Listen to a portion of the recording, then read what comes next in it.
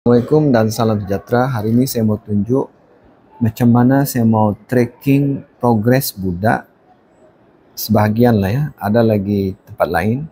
Oke, jadi biasanya ini modul pembelajaran ya, modul PDP.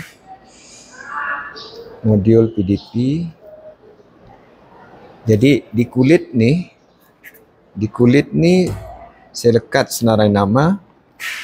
Saya semak modul biasanya dalam 5 atau 6 kali setahun. Sebab modul ni tebal. Kalau ini modul PDP saya buat sendiri. Kalau bio ni 90 lebih muka surat. 93. Jadi memang kita tidak sempat semak semua bab.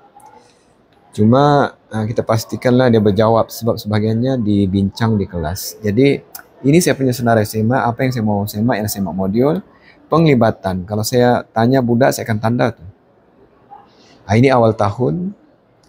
Jadi kita tahu sudah mana budak yang pernah ditanya, mana yang tidak pernah ditanya.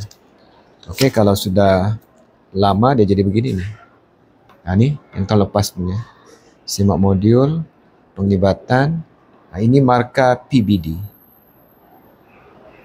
Jadi yang modul baru ni dia ada. Okey, kalau modul baru ni sudah ada PBD di kulit tu dilekat. Okey, jadi contoh tingkatan 4 sains ni, sains teras.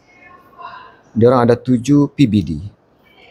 Ini biologi tingkatan 4. Biologi tingkatan 4 ada 6 PBD. Jadi markah tu kita letak di situlah kalau sudah disemak. Okey, ini contoh.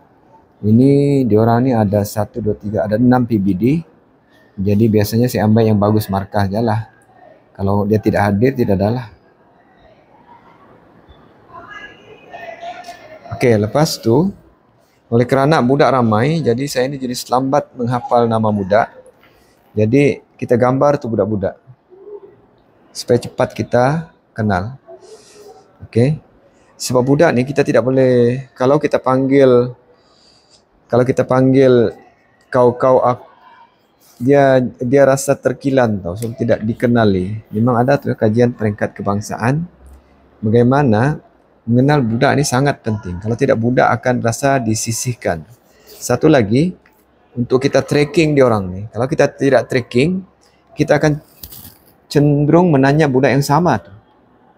Yang jahat, yang cantik, yang jelek.